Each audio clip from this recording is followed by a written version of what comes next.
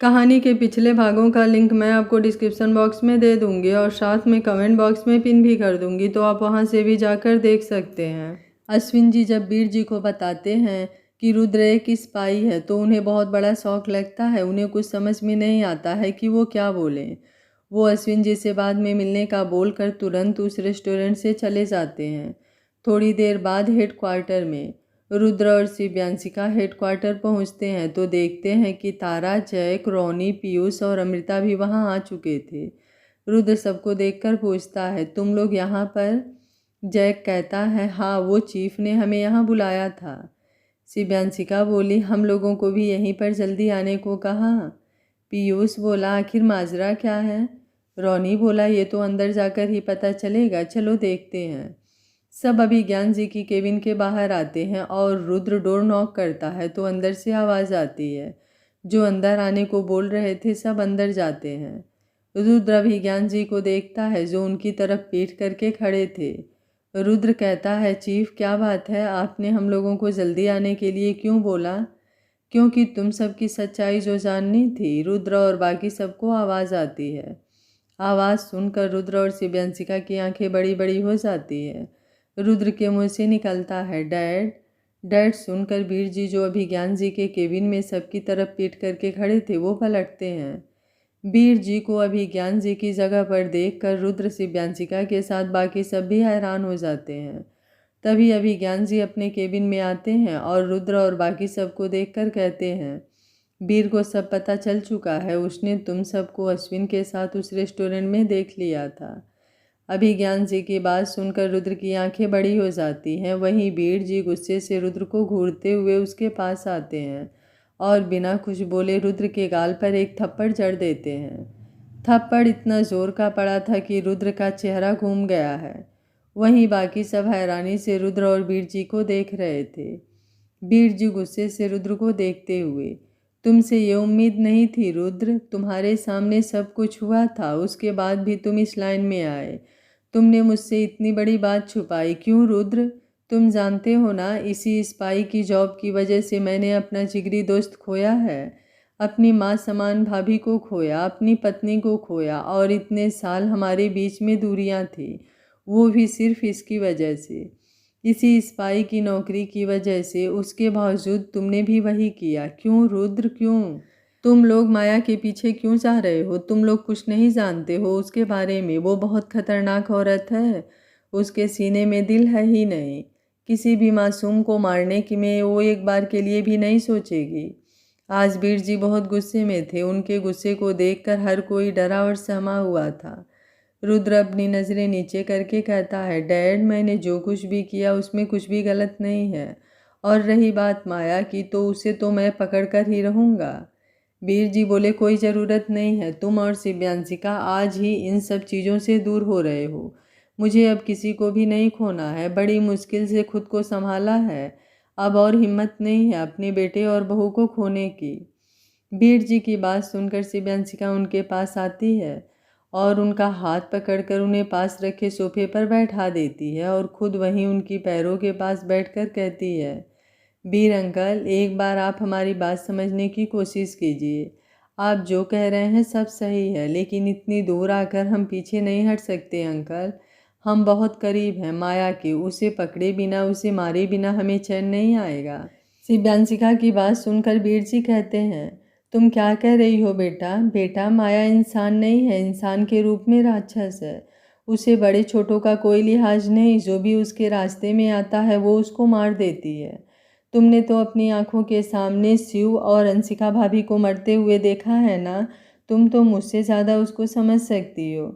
शिव्यांशिका बोली, इसलिए तो मैं उसे मारना चाहती हूँ अंकल। मैं अपनी मासा और बाबा सा की मौत का बदला उससे लेकर रहूँगी। आपको पता है, अभी कुछ दिनों पहले जो स्टूडेंट्स ने ड्रग्स की वजह से सुसाइड किया था, उन सब के पीछे भी वो माया ही है। वो हम सब से दूर रहकर भी इस मुंबई को बर्बाद कर रही है। और अंकल, एक बात बताइए, अगर आपकी बात मानकर मैं और रूडी ये सब छोड़ देते हैं तो क्या माया अब चुप रहेगी? नहीं, हमने उसका बहुत बड़ा नुकसान किया है अंकल। वो हमारे पीछे आएगी और हमारी ज़िंदगी को फिर तबाह कर देगी। इसलिए बेहतर है कि उसके हमारी ज़िंदगी तबाह करने से पहले हम उसे मार दें। बीर जी बोले, अगर ये सब करते हुए मैंने तुम दोनों को खो दिया तो मेरा क्या होगा? शिव्यांशिका बोली, अंकल आपको तो फ़क्र होना चाहिए कि आपके बच्चे देश की सेवा में लगे हैं। हमने शपथ ली थी कि हमारे लिए हमारे देश से बढ़कर और कुछ भी नहीं है। देश को बचाने के लिए यदि हमें अपनी जान भी गंवानी पड़े तो हमें कोई दुख नहीं होगा। लेकिन माया जैसे देशद्रोहियों को पकड़ना बहुत ज़रूरी है अंकल। उसने हमारा घर बर्बाद किया, लेकिन जानते हैं हमारे घर के साथ साथ उसने कितने लोगों को घर बर्बाद किया है। उस कॉलेज में लगभग 150 से 200 स्टूडेंट ड्रग्स के आदी निकले हैं। यदि हमने उनको अभी नहीं रोका तो वो हमारे फ्यूचर को, हमारी जनरेशन को तबाह कर देगी। रुद्र बीर जी के पास आकर शिव्यांशिका के बगल में बैठते हुए, डैड प्लीज़ समझने की कोशिश कीजिए, हम माया के करीब पहुंचने में सिर्फ एक कदम दूर हैं। इतनी दूर आकर हमें वापस मत बुलाइए प्लीज़ डैड। बीर जी कुछ सोचकर, ठीक है पर मेरी एक शर्त है। बीर जी की बात सुनकर रुद्र और शिव्यांशिका दोनों उनकी तरफ देखते हैं तो बीर जी दोनों को देखकर कहते हैं, मैं जानता हूँ तुम दोनों ने ये शादी उस माया की वजह से करने से मना किया है। अब मैं चाहता हूँ कि तुम दोनों पहले ये शादी करो। तुम दोनों पहले पति पत्नी के रिश्ते में बंधो, उसके बाद देश की सेवा करो। मैं तुम दोनों को नहीं रोकूंगा। बस मैं ये चाहता हूँ कि मेरा और शिव का ये सपना पूरा हो कि हम अपने दोनों बच्चों की शादी कराकर हमारी दोस्ती को रिश्तेदारी में बदल दे। वो पूरा करना चाहता हूँ। रुद्र बोला, पर डैड। शिव्यांशिका बीच में बोली, मंजूर है। शिव्यांशिका की बात सुनकर रुद्र कहता है, पर शिवी हमें अभी तक ये नहीं पता कि माया कब इंडिया आ रही है, हमें पहले उससे निपटना ज़रूरी है। शिव्यांशिका रुद्र को देखकर, रूडी अगर बीर अंकल ये चाहते हैं तो यही सही। उन्होंने हमारे काम को समझा तो हम भी उनकी भावनाओं को समझते हैं। अंकल हम शादी करने के लिए तैयार हैं, पर आपसे एक वादा चाहिए कि शादी के बाद आप मुझ पर या रूडी पर या हमारे काम पर कोई रोक नहीं लगाएंगे, बल्कि हमारा साथ देंगे। बीर जी मुस्कुराते हुए बोले, मैं वादा करता हूँ शिव्यांशिका, मैं तुम सबकी इस मिशन में मदद करूँगा, पर पहले एक बाप का फ़र्ज निभाना चाहता हूँ, अपने दोस्त की ख्वाहिश को पूरा करना चाहता हूँ। अभिज्ञान जी मुस्कुराते हुए, तो ठीक है, फिर पहले यह शादी होगी, उसके बाद माया की बर्बादी। रघुवंशी विला में एक बार फिर सब इकट्ठा हो गए थे। वीर जी ने सबको डिनर पर बुलाया था, साथ में जैक के दादा आनंद जी को भी। बीर जी थोड़ी देर बाद अभिज्ञान जी, रुद्र, शिव्यांशिका, तारा, जैक, रोनी, पीयूष और अमृता के साथ रघुवंशी विला आते हैं। सबकी नज़र जब बीर जी और उनके साथ आ रहे लोगों पर पड़ती है तो पीयूष और अमृता को देखकर सब असमंजस में पड़ जाते हैं कि आखिर ये दोनों हैं कौन। वहीं जब वंश की नज़र अमृता पर जाती है तो उसकी हैरानी और खुशी का ठिकाना ही नहीं रहता। अमृता भी वंश को वहाँ देखकर हैरान हो जाती है। वंश अपनी जगह से खड़े होकर अमृता के पास आकर उससे पूछता है, अरे डॉक्टर अमृता आप यहाँ? वंदना जी वंश को देखकर, वंश तुम जानते हो इसे? वंश मुस्कुराते हुए, हाँ मॉम, ये वही डॉक्टर हैं जिसने मुझे मेरी गाड़ी से निकालकर हॉस्पिटल ले जाकर मेरी पट्टी करी थी। वंश की बात सुनकर वंदना जी की आंखों में चमक आ जाती है। वो जल्दी से अपनी जगह से खड़ी होती हैं और अमृता के पास जाकर उसका चेहरा अपने हाथों में लेकर कहती हैं, बेटा तुम बहुत अच्छी हो, जितनी देखने में खूबसूरत हो उतनी ही तुम्हारा दिल भी खूबसूरत है। तुमने मेरे बेटे की जान बचाई, उसके लिए बहुत बहुत थैंक यू। अमृता मुस्कुराते हुए बोली, अरे नहीं आंटी, मैं डॉक्टर हूँ और डॉक्टर होने के नाते जो मैंने किया वो मेरा फ़र्ज था। सब अमृता और वंदना जी की बातों को सुन रहे थे, तभी बीर जी की आवाज़ सभी के कानों में आती है। बीर जी सबको देखकर कहते हैं, मैंने आज आप सबको यहाँ इकट्ठा इसलिए किया है क्योंकि मैं आप सबको ये बताना चाहता था कि अगले महीने की 2 तारीख को केवल अक्षय और तरुण की ही नहीं बल्कि रुद्र और जैक की भी शादी होगी। बीर जी की बात सुनकर सब खुश हो जाते हैं क्योंकि रुद्र और शिव्यांशिका को एक देखने का सपना लगभग सभी की आंखों में बस चुका था और वो ये बात सबकी खुशियों में चार चांद लगा रही थी। सब खुशी खुशी बातें करने लगते हैं, कैसे क्या क्या तैयारी करनी है, कहाँ यह शादी करनी है, कितने लोगों को बुलाना है, सब कुछ। और फिर जल्दी सब डिनर करने बैठ जाते हैं। डिनर के टाइम पर वंदना जी अमृता जी को अपने पास ही बैठा लेती हैं और उससे बातें करने लगती हैं। वो कभी अमृता की फैमिली के बारे में पूछती, कभी अमृता के काम के बारे में। अमृता कितने साल की है, क्या पसंद है सब। अमृता भी बिना झिझक के वंदना जी को सारी बात बता देती है कि वो अनाथ है और पीयूष ही अब उसकी फैमिली है। वंदना जी को अमृता वंश के लिए बहुत पसंद आई थी। जब वंश ने अमृता के बारे में सबको बताया था तब से वंदना जी अमृता को पसंद करने लगी थी और आज उसके खूबसूरत चेहरे को देखकर अमृता वंदना जी के दिल में उतर गई थी। वंदना जी की दिल की हालत हर कोई समझ रहा था। सबके बच्चों की शादी हो रही थी, वहीं वंश की भी शादी की उम्र हो चुकी थी। ऐसे में वंदना जी को कहीं ना कहीं अपनी भी बहू की कमी महसूस हो रही थी। डिनर के बाद सब बड़े वापस हॉल में आ गए थे। वहीं पूरी टोली गार्डन में आकर बैठ चुकी थी। सब अभी बातें ही कर रहे थे, तभी शिव अंशिका रानी को देखकर कहती है, रोनी क्या तुम अंशिका से प्यार करते हो। शिव्यांशिका का ऐसे डायरेक्ट सवाल सुनकर सब शांत हो जाते हैं। अब सबकी नज़रें रोनी पर ही टिकी हुई थी। वहीं अंशिका भी अपनी नज़रें नीचे करके बैठी हुई थी। रोनी शिव्यांशिका को देखकर हकलाते हुए कहता है, शिव्यांशिका ये तुम, मैं, मेरा मतलब। रोनी को हकलाता देखकर शिव्यांशिका कहती है, नहीं मैंने बस इसलिए पूछा क्योंकि मुझे ऐसा लगा। एक्चुअली मैं अंशिका की शादी पीयूष के साथ करवाने की सोच रही हूँ। शिव्यांशिका की बात सुनकर रोनी से पहले तन्वी, जो अब तक रॉकी की हालत पर मुस्कुरा रही थी, वो एकदम से उठकर कहती है, क्या, पर क्यों। तन्वी की बात सुनकर सबकी नज़रें उस पर आ जाती हैं। सब उसे अजीब नज़रों से देखने लगते हैं। वंश हंसते हुए कहता है, लो भाई इनका भी टाँका भिड़ गया। वंश की बात सुनकर सब जोर जोर से हंसने लगते हैं। वहीं तन्वी को याद आता है कि उसने अभी अभी क्या बोला, तो वो शर्मा जाती है और जल्दी से अंदर भाग जाती है। पीयूष भी झेप सा जाता है क्योंकि अंदर उसने भी तन्वी की नज़रें खुद पर महसूस करी थी, पर उसने कुछ बोला नहीं। और अब उसकी शादी का सुनकर तन्वी का ऐसा रिएक्शन देखकर वो काफ़ी अजीब महसूस कर रहा था। शिव्यांशिका सबको शांत करके रोनी से कहती है, देखो रोनी, मुझे बातें घुमानी नहीं आती। अंदर तुम दोनों के इशारे हम सब ने देखे हैं। यदि तुम दोनों एक दूसरे से प्यार करते हो तो मैं तुम दोनों के साथ हूँ। घर वालों को बताने की जिम्मेदारी भी मेरी, पर उससे पहले मुझे ये जानना है कि क्या तुम दोनों सचमुच एक दूसरे को चाहते हो। शिव्यांशिका का सवाल सुनकर रोनी अपनी नज़रें नीचे करके कहता है, शिव्यांशिका मैं अनाथ हूँ। आज मैं जहाँ हूँ सिर्फ और सिर्फ रुद्र की वजह से। मेरे पास अंशिका को देने के लिए कोई फैमिली नहीं है, लेकिन मेरे दिल में उसके लिए बहुत प्यार है। तुम सीधे सीधे पूछ रही हो ना, तो मैं तुम्हें सीधे सीधे जवाब देता हूँ। हाँ, मैं अंशिका से प्यार करता हूँ, उसके साथ अपनी लाइफ जीना चाहता हूँ, अपना फ्यूचर उसके साथ देखना चाहता हूँ। मुझे नहीं लगता इसके अलावा मुझे तुम्हें कुछ भी कहने की ज़रूरत है।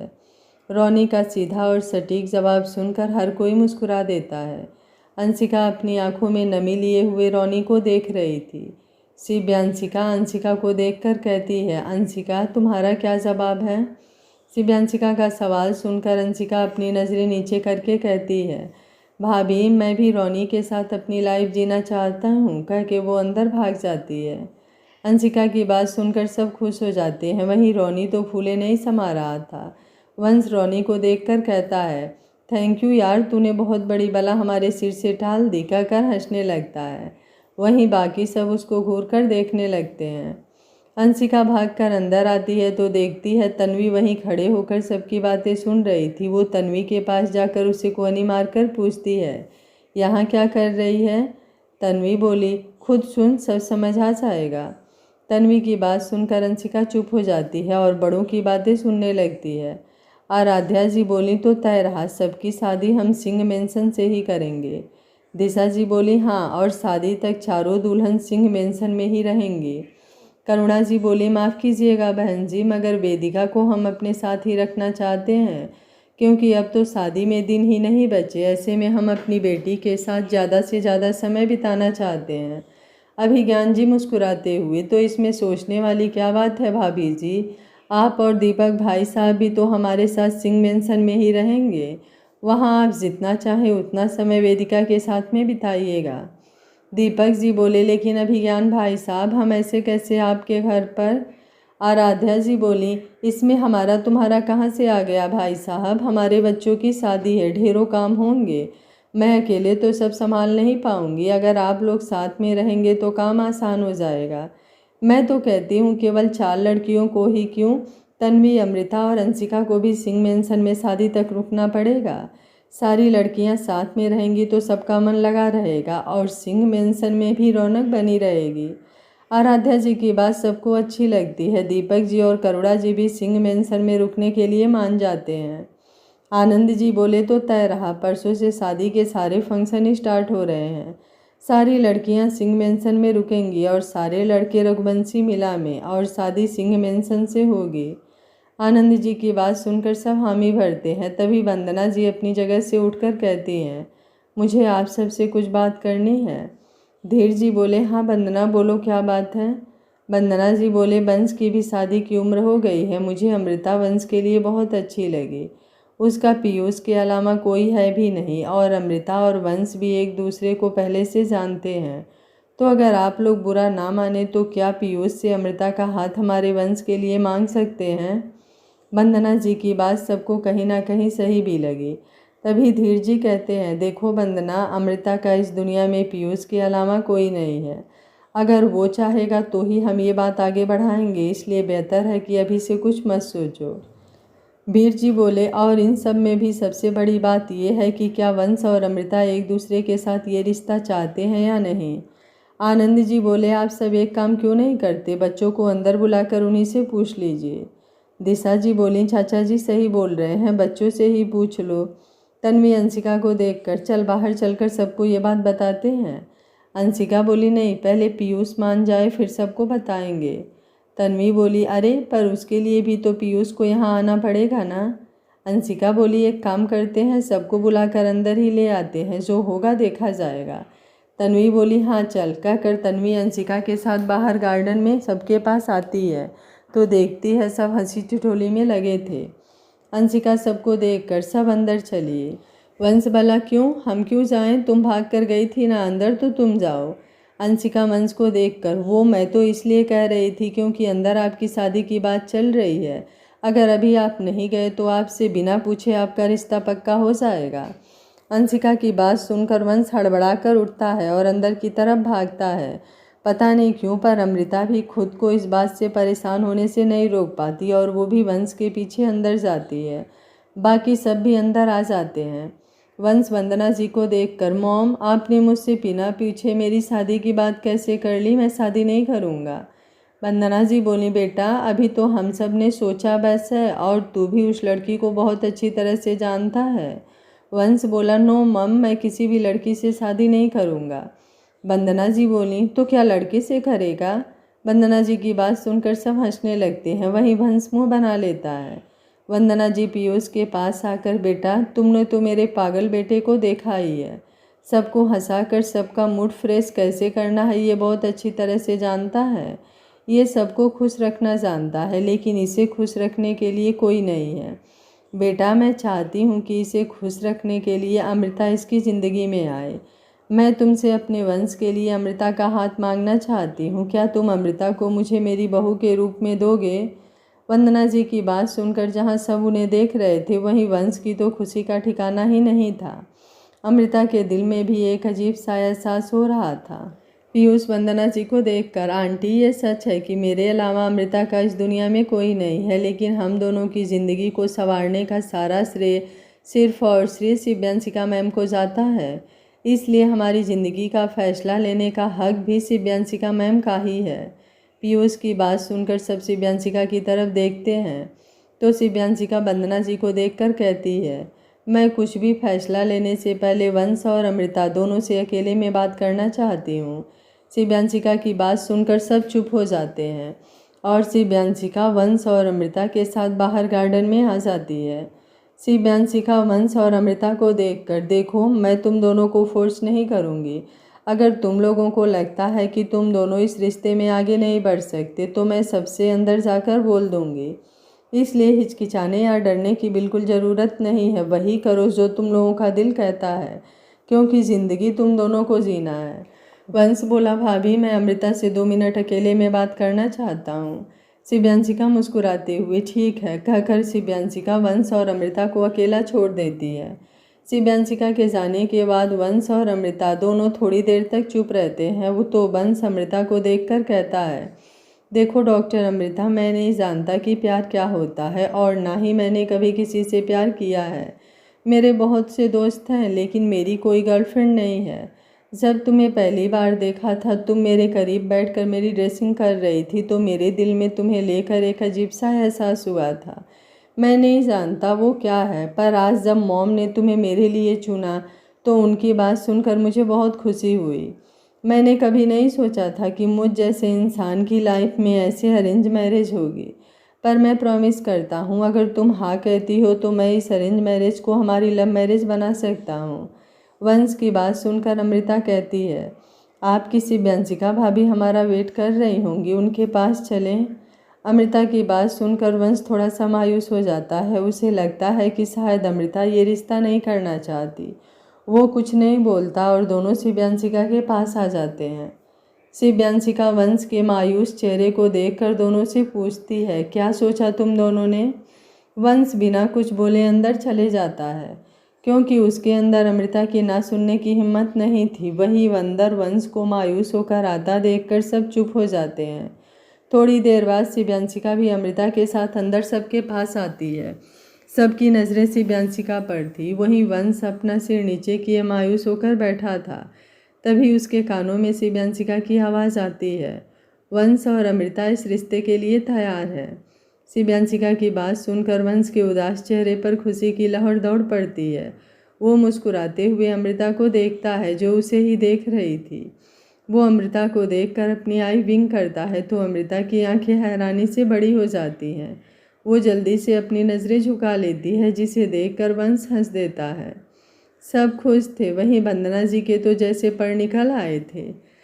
वहीं शिव्यांशिका सबको खुश देखकर थोड़ी देर पहले अमृता के साथ हुई बात के बारे में सोचती है।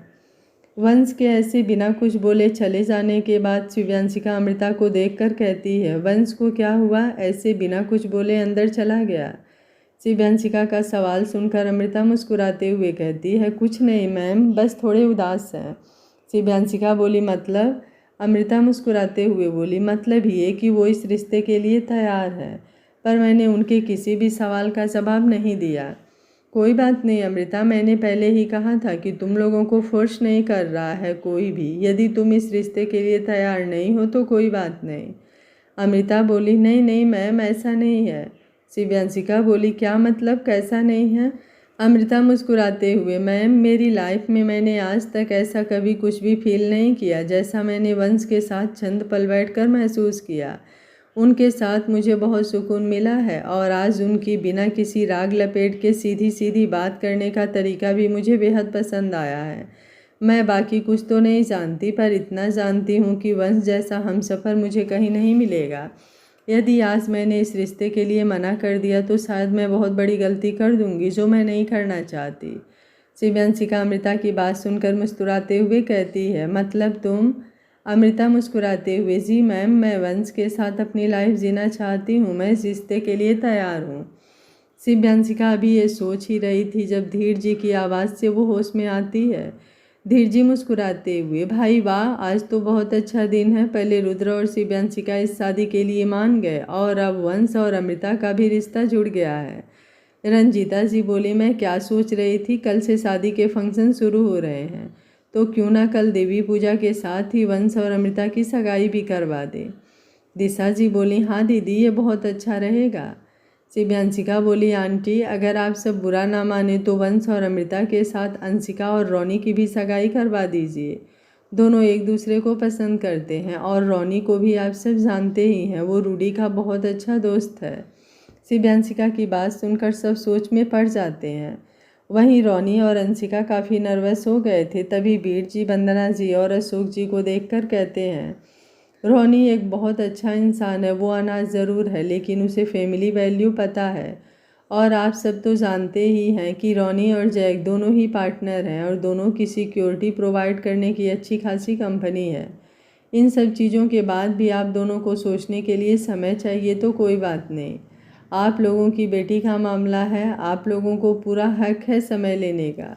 अशोक जी मुस्कुराते हुए बोले, रोनी को हम लखनऊ में ही देख चुके हैं, उस जैसा इंसान हमें चिराग लेकर भी ढूंढेंगे तो भी नहीं मिलेगा। हम बहुत खुशनसीब होंगे अगर रोनी हमारा दामाद होगा। अशोक जी की बात सुनकर सब मुस्कुरा देते हैं। अभिज्ञान जी दिशा जी को देखकर, भाभी मिठाई लाइए, आज दो दो रिश्ते पक्के हुए हैं। दिशा जी बोली, जरूर भाई साहब, अभी लाई। अच्छा, खुश होकर, ये शादी तो हम सबके लिए एक बहुत बड़ा त्यौहार हो गया, कितनी सारी खुशियाँ एक साथ हमारे घर आ गई। अमृता जी बोली, हाँ, और बहुत सारा काम भी। चलो अब सब अपनी कमर कस लो, क्योंकि कोई एक शादी नहीं बल्कि 4-4 शादियाँ होनी है, और कल 2-2 सगाई भी। सब खुश थे, वहीं सारे बॉयज़ परेशान थे, क्योंकि अभिज्ञान जी और आराध्या जी सारी गर्ल्स को अपने साथ सिंह मेंशन लेकर जा चुके थे। सारे बॉयज़ को ये भी पता चल चुका था कि शादी तक सारी लड़कियां वहीं रहेंगी। उनकी टोली बट गई थी तो उन्हें अच्छा नहीं लग रहा था, सिर्फ एक दूसरे की टांग खींच रहे थे। लेकिन रुद्र यहाँ नहीं था। रुद्र भाई की क्या हालत होगी? जैक बोला, हाँ चलो देख कर आते हैं। जैक की बात सुनकर सब हामी भरते हैं और रुद्र के रूम में आ जाते हैं। वंश बेड की तरफ देखकर बोला, लो ये तो आराम से सो रहे हैं। अच्छा, बेड के पास जाकर, रुद्र इतनी जल्दी तो सोता नहीं है, फिर आज कैसे? कहकर ब्लैंकेट हटा देता है तो सब हैरान हो जाते हैं, क्योंकि बेड पर रुद्र नहीं बल्कि पिलो रखे हुए थे, जिसकी वजह से सबको लग रहा था कि वो सो रहा है, पर वो तो रूम में था ही नहीं। वंश हैरानी से, उड़ी बाबा, रुद्रदेव तो वो गायब हो गए। तरुण बोला, रुद्र कहाँ गया? जैक बोला, चलो ढूंढते हैं। रोनी बोला, क्या बात है, आप लोग यहाँ इतनी रात को क्या ढूंढ रहे हैं? अक्षय बोला, रुद्र अपने रूम में नहीं है, हम उसी को ढूंढ रहे थे। पीयूष बोला, पर वो तो कहीं बाहर गए हैं। पीयूष की बात सुनकर अक्षय, जैक, तरुण और वंश सब उसे देखने लगते हैं। वंश बोला, कब गए? पीयूष बोला, थोड़ी देर पहले, मैंने खुद उन्हें जाते देखा था। जहाँ सारे लड़के रुद्र कहाँ गया ये सोचकर परेशान थे, वहीं दूसरी तरफ सिंह मेंशन में सारी लड़कियाँ टेरेस पर बैठकर गप्पे मार रही थी। शिव्यांशिका अपनी जगह से उठते हुए, मैं काफ़ी बनाने जा रही हूँ, अब सबके लिए लाऊं? वेदिका मुस्कुराते हुए, हाँ ले आओ शिव्यांशिका। शिव्यांशिका मुस्कुराते हुए जाने लगती है तो तृप्ति बोली, दी रुकिए, मैं भी चलती हूँ आपके साथ, कहकर वो भी शिव्यांशिका के साथ नीचे आ जाती है। शिव्यांशिका बोली, तृप्ति तू सबके लिए कॉफ़ी लेकर ऊपर चल, मैं फ्रेश होकर आती हूँ। शिव्यांशिका की बात सुनकर तृप्ति मुस्कुराते हुए किचन की तरफ चली जाती है और शिव्यांशिका अपने रूम में आ जाती है। शिव्यांशिका अभी रूम की लाइट ऑन करने ही वाली थी कि तभी कोई पीछे से आकर उसे अपनी बाहों में भर लेता है। उसका स्पर्श पाते ही शिव्यांशिका के चेहरे पर मुस्कान आ जाती है। वो मुस्कुराते हुए अपनी पीठ उस शख्स के सीने पर टिकाकर कहती है, आप कब आएँ? वो शख्स मुस्कुराते हुए, नॉट बैड शिवी, तुम तो अभी से मुझे पहचानने लगे। शिव्यांशिका मुस्कुराते हुए, आपकी हराहट से हम वाकिफ़ हैं रुडी। रुद्र शिव्यांशिका की बात सुनकर मुस्कुराते हुए उसे सोफे के पास लेकर आता है और खुद सोफे पर बैठकर शिव्यांशिका को अपनी गोद में बैठा लेता है। रुद्र शिव्यांशिका के माथे को चूमते हुए, आज तुमसे ठीक से बात करने का मौका ही नहीं मिला, तुम खुश हो ना हमारी शादी से? शिव्यांशिका रुद्र को देखकर उसके होठों पर हल्की सी किस करके, बहुत खुश हैं हम। आपको पता है, फाइनली आप हमें वही वचन देंगे जो बाबा साहब ने मासा को दिए थे।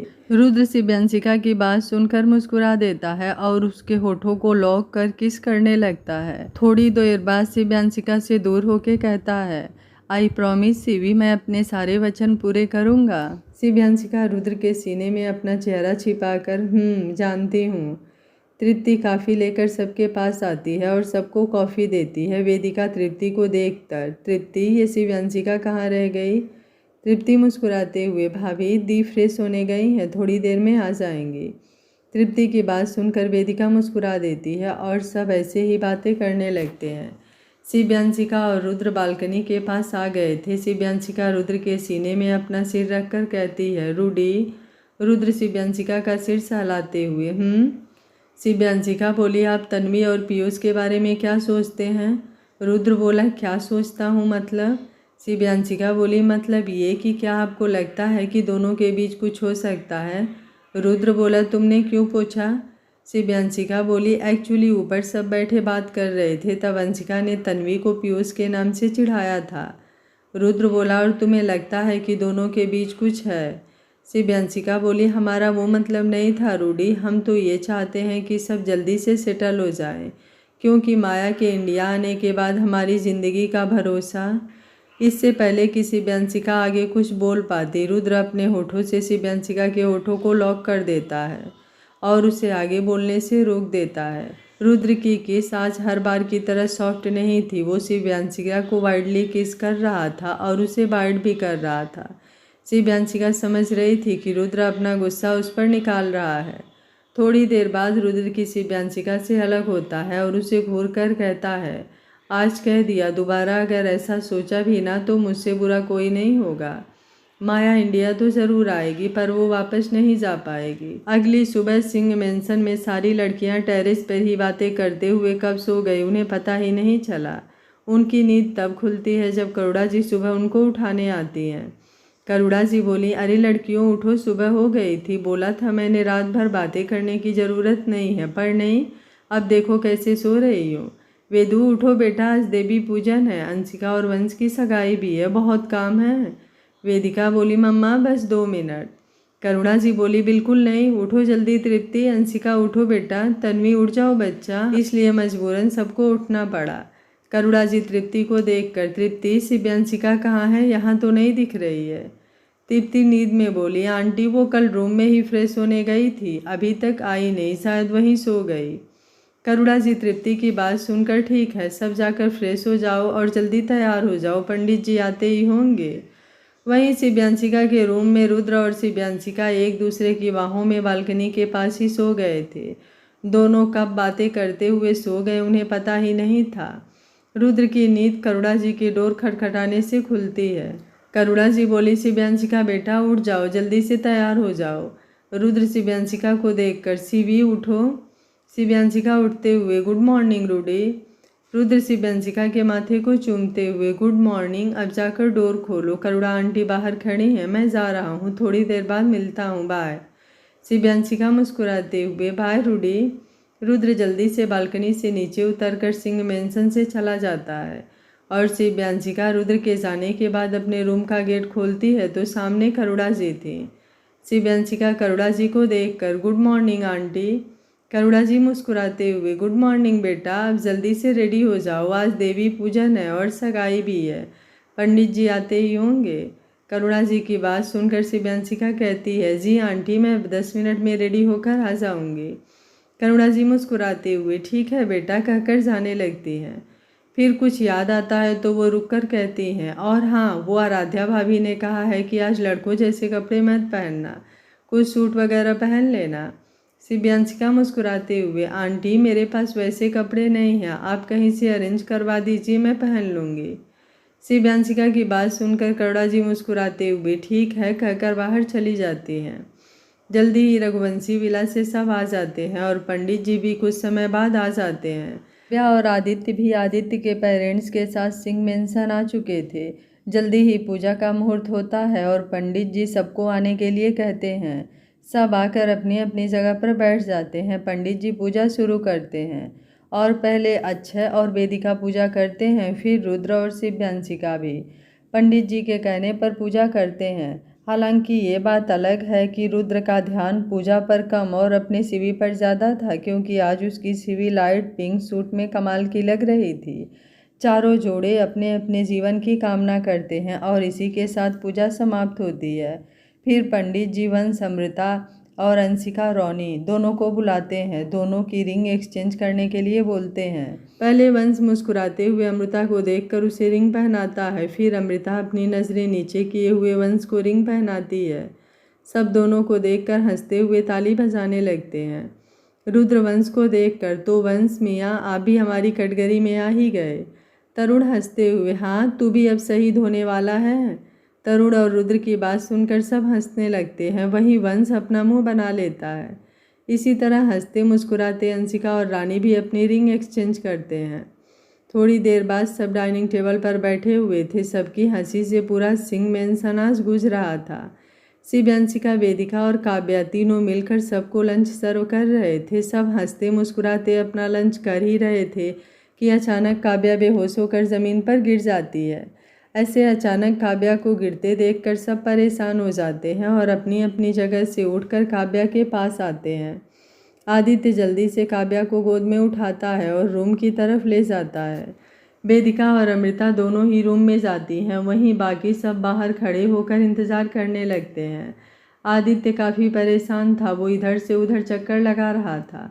थोड़ी देर बाद वेदिका और अमृता दोनों रूम से बाहर आते हैं। दोनों को आता देखकर आदित्य जल्दी से पूछता है, काव्या कैसी है, क्या हुआ उसे?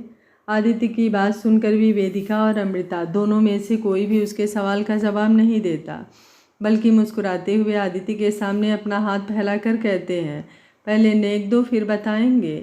अमृता जी बोली, यहाँ हम सब परेशान हैं और तुम दोनों नेक मांग रहे हो, किस चीज़ का नेक चाहिए तुम लोगों को? वेदिका मुस्कुराते हुए, माँ अब मैं मामी बनने वाली हूँ तो नेक तो मांगूंगी ही ना। अमृता जी बोली, हाँ और मैं भी तो मामी बनने वाली हूँ।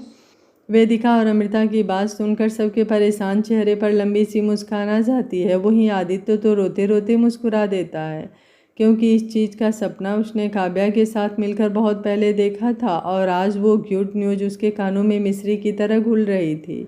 आदित्य खुशी से कहता है, तुम दोनों जो मांगोगे दूंगा, पर पहले मुझे काव्या से मिलना है। वेदिका मुस्कुराते हुए, जाइए जीजू, वो आप ही का वेट कर रही हैं। वेदिका की बात सुनकर आदित्य जल्दी से मुस्कुराते हुए अंदर भागता है। वहीं बाकी सब एक दूसरे को बधाई देने लगते हैं।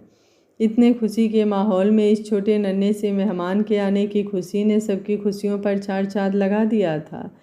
आदित्य अंदर आता है तो देखता है काव्या अपने पेट पर हाथ रखकर मुस्कुरा रही थी। आदित्य उसके पास जाता है। काव्या आदित्य को देखकर मुस्कुराते हुए कहती है, आदि हम माँ पापा बनने वाले हैं, मुझे तो कुछ समझ ही नहीं आ रहा है। आदित्य मुस्कुराते हुए, हाँ काव्या, हम मॉम डैड बनने वाले हैं, थैंक यू मुझे इतनी बड़ी खुशी देने के लिए, थैंक यू सो मच कहकर काव्या के माथे को चूम लेता है। काव्या आदित्य की बात सुनकर मुस्कुराते हुए उसके सीने से लग जाती है। जल्दी ही सब अंदर आते हैं तो दोनों एक दूसरे से थोड़ा दूर हो जाते हैं। मंस मुस्कुराते हुए, ओ माय गॉड, कांग्रेचुलेसन होने वाली मम्मा, आपने तो मेरा प्रमोशन करा दिया, अब कोई मुझे मामू बोलेगा। तरुण वंश के सर पर चपत लगाते हुए, केवल तुझे ही नहीं मुझे भी बोलेगा, जब वो आएगा ना तो मैं उसे अपने कंधे पर बैठाकर खूब घुमाऊंगा। अच्छा बोला, तुम दोनों से पहले मैं उसे अपने कंधों पर घुमाऊंगा, वो सबसे ज़्यादा मुझे ही प्यार करेगा। रुद्र बोला, नहीं भाई, छोटू मेहमान सबसे ज़्यादा अपने रुद्र मामू को प्यार करेगा। शिव्यांशिका रुद्र को पीछे करके काव्या के पास आकर, आपसे ज़्यादा वो अपनी मामी को प्यार करेगा, बड़े आए रुद्र मामू। सबकी ऐसी बचकानी हरकतें देखकर काव्या और आदित्य के साथ बाकी बड़े भी हंसने लगते हैं। वहीं वंश देखता है कि सब अपने में ही व्यस्त हैं और अमृता किचन में अकेली है, तो वो जल्दी से किचन में अमृता के पास जाता है और पीछे से जाकर अमृता के कान में फूंक मार देता है। अचानक फूंक मारने से अमृता चौंक जाती है। वो डरकर पीछे पलटकर देखती है तो वंश खड़ा था। अमृता वंश को देखकर कहती है, आप यहाँ क्या कर रहे हैं? वंश अमृता को उसकी कमर से पकड़कर अपने करीब खींचकर कहता है, अपनी अरेंज मैरिज को लव मैरिज बना रहा हूँ। वंश की बात सुनकर अमृता शर्मा जाती है। वहीं उसके गाल लाल देखकर वंश मुस्कुराते हुए कहता है, वाह, मुझे नहीं मालूम था कि मेरा चार्म इतना अच्छा है कि मेरा इतना कहने से तुम्हारे गाल लाल हो जाएंगे। अमृता वंश को दूर करते हुए, आप क्या कर रहे हैं वंश, कोई आ जाएगा, अच्छा नहीं लगता। वंश बोला, अरे तो मैं कौन सा किसी और की गर्लफ्रेंड को छेड़ रहा हूँ, मैं तो अपनी वाली को छेड़ रहा हूँ। अमृता कहती है, गर्लफ्रेंड? वंश मुस्कुराते हुए बोला, हाँ, जब तक हमारी शादी नहीं हो जाती तब तक तुम तो मेरी गर्लफ्रेंड हो ना, इसी बहाने मुझे गर्लफ्रेंड बनाने का मौका भी मिल जाएगा और थोड़ा बहुत एक्सपीरियंस भी। अमृता मुस्कुराते हुए, अच्छा जी। वंश बोला, हाँ जी। अमृता वंश को देखकर, वंश आप तो ऐसे नहीं थे, सगाई के बाद आप बदल गए हैं क्या? वंश मुस्कुराते हुए, नहीं होने वाली मिसेज वंश रंधावा, आपके होने वाले पति ऐसे ही हैं, आपने उन्हें अभी जाना ही कहाँ है, थोड़ा समय दीजिए, आप अपने वंश को समझ जाएंगी कहकर अमृता के गाल पर किस करके किचन में भाग जाता है। वहीं अमृता वंश के ऐसे अचानक किस करने से हैरान हो जाती है और अपने गाल पर हाथ रखकर अभी जो हुआ उसके बारे में सोचने लगती है। अगली सुबह रघुवंशी विला और सिंह मेंशन दोनों ही घरों में काफ़ी चहल पहल थी। जहां सिंह मेंशन में लड़कियों की हल्दी होने वाली थी, वहीं रघुवंशी मिला में रुद्र, अक्षय और तरुण की हल्दी हो रही थी। वंश रुद्र के पास आकर कहता है, वैसे भाई मैं आपसे पूछना भूल गया, परसों रात को आप कहाँ थे? हम सब ने आपको कितना ढूंढा पर आप मिले ही नहीं। वंश की बात रुद्र के बगल में बैठे अक्षय, जैक और तरुण भी सुन रहे थे। अक्षय रुद्र को देखकर कहता है, हाँ, और तूने बेड पर पिलो लगाकर क्यों रखा था? रुद्र बोला, वो मैं कुछ काम था मुझे तो इसलिए मैं बाहर गया था। तरुण रुद्र को घूरते हुए, इतनी रात को कौन सा काम आ गया था भाई साहब जो तुझे बेड पर पिलो लगाकर जाना पड़ा? अच्छा रुद्र को घूरते हुए, देख रुद्र, सही सही बोल वरना तो तेरी खैर नहीं। काव्या रुद्र के पास आकर उसे हल्दी लगाते हुए कहती है, क्या है, क्यों तुम लोग मेरे भाई को परेशान कर रहे हो? रुद्र काव्या की बात सुनकर मुंह बनाते हुए कहता है, अच्छा हुआ दी आप आ गई, देखो ना सब मुझे कितना परेशान कर रहे हैं। रुद्र की बात सुनकर अक्षय, जैक, वंश और तरुण उसे घूर कर देखने लगते हैं। वहीं काव्या अक्षय, वंश, जैक और तरुण को डांट देती है, जिसे देखकर रुद्र मुस्कुराने लगता है। सब बारी बारी से आकर चारों दूल्हों को हल्दी लगाते हैं। वहीं रुद्र अक्षय, वंश, जैक और तरुण का उतरा हुआ मुंह देखकर मुस्कुराते हुए कहता है, अच्छा बाबा बताता हूँ, ऐसे उदास मत हो, मुझे शिवी की याद आ रही थी तो बस उसी से मिलने गया था। रुद्र की बात सुनकर तीनों हैरानी से अपनी आंखें बड़ी कर लेते हैं। वंश रुद्र को देखकर कहता है, आप सिंह मेंशन गए और सबने आपको आने दिया, भाभी से मिलने भी दिया? रुद्र मुस्कुराते हुए, नहीं, मैं तो दीवार से चढ़कर शिवी से मिलने गया था, किसी को नहीं पता सिवाय अब आप लोगों के। अक्षय बोला, तू सिंह मेंशन की ऊंची दीवारों पर चढ़कर शिव्यांशिका से मिलने उसके रूम में गया था? रुद्र मुस्कुराते हुए, हाँ, मैं वहीं गया था। तरुण हंसते हुए, चल जा, मैं तो मान ही नहीं सकता, सिंह मेंशन कितना ऊंचा है, कितना बड़ा है। सबकी बात सुनकर रुद्रताओं में आकर कह देता है, ठीक है, आज हल्दी है ना, मैं आज अपनी शिवी को हल्दी लगाने जाऊंगा, आप सभी मेरे साथ चलिएगा और फिर देख लीजिएगा कि मैं कैसे अपनी शिवी से मिलता हूँ। रुद्र की बात सुनकर तीनों एक साथ कहते हैं, ठीक है, देख लेंगे। रुद्र चारों को देखकर मुस्कुराते हुए कहता है, अगर मेरी बात सच हुई तो आप लोग मुझे क्या दोगे? अक्षय रुद्र को देखकर, अगर तूने सचमुच सिंह मेंशन की ऊंची दीवारों पर चढ़कर शिव्यांशिका को हल्दी लगाई तो तू जो कहेगा वो हम सब करेंगे। रुद्र मुस्कुराते हुए, ठीक है, डन। जल्दी ही सारी दूल्हों की हल्दी खत्म होती है और दिशा जी के साथ बाकी सारी लेडीज सिंह मेंशन चारों की जूठी हल्दी लेकर चली जाती हैं। रघुवंशी विला में सबके आने के बाद शिव्यांशिका, वेदिका, तारा और तृप्ति की हल्दी होती है। सब बारी बारी से चारों को हल्दी लगाते हैं। जल्दी ही नाचते गाते चारे दुल्हन की भी हल्दी हो जाती है। आराध्या जी चारों को उनके रूम में नहाने के लिए भेज देती हैं। वहीं थोड़ी देर बाद सिंह मेंशन के बाहर शिव्यांशिका के रूम के नीचे रुद्र, अक्षय, वंश, तरुण, जैक, पीयूष और रोनी खड़े थे। वंश रुद्र को देखकर, चलो भाई, सिंह मेंशन तो हम आ गए, अब आप हमें बताइए कि आप इतनी ऊंची दीवार चढ़कर भाभी के रूम में कैसे गए? वंश की बात सुनकर रुद्र मुस्कुराते हुए कहता है, पहले मेरे हल्दी का कटोरा तो दो, मुझे अपनी शिवी को हल्दी लगाना है। रुद्र की बात सुनकर वंश मुंह बनाते हुए हल्दी का कटोरा उसके हाथ में रखता है। रुद्र वंश से हल्दी का कटोरा लेकर उसे अपने पीले कुर्ते की जेब में डालता है और बिना किसी डर के फुर्ती से सिंह मेंशन की ऊंची दीवार चढ़कर बालकनी से अपनी शिवी के कमरे में पहुंच जाता है। रुद्र की फुर्ती देखकर नीचे खड़े सारे बॉयज हैरान हो जाते हैं। वहीं रुद्र बालकनी में खड़ा होकर नीचे सबको देखकर मुस्कुराते हुए कहता है, अपनी बात पर अड़े रहिएगा, अब मैं आप लोगों से कुछ भी करवा सकता हूँ, फिलहाल अपनी शिवी को हल्दी लगा दो, फिर आता हूँ।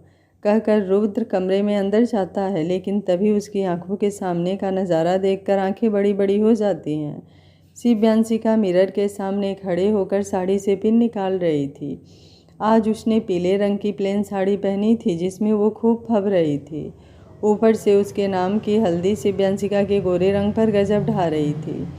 शिव्यांशिका जो अपनी साड़ी की पिन निकाल चुकी थी, वो किसी के आने की आहट सुनकर पीछे पलटती है और रुद्र को देखकर हैरानी से कहती है, रूडी, आप यहाँ? रुद्र शिव्यांशिका की खूबसूरती में इतना खोया हुआ था कि वो शिव्यांशिका की कोई बात सुनता ही नहीं है, बस शिव्यांशिका की तरफ अपने कदम बढ़ाते जाता है। रुद्र को अपने करीब आता देखकर शिव्यांशिका रुद्र के साइड से निकलकर वॉशरूम की तरफ जाने लगती है। तभी रुद्र उसका हाथ पकड़ लेता है और उसे अपने करीब खींच लेता है। ऐसे अचानक खींचने से शिव्यांशिका रुद्र के सीने से आ लगती है।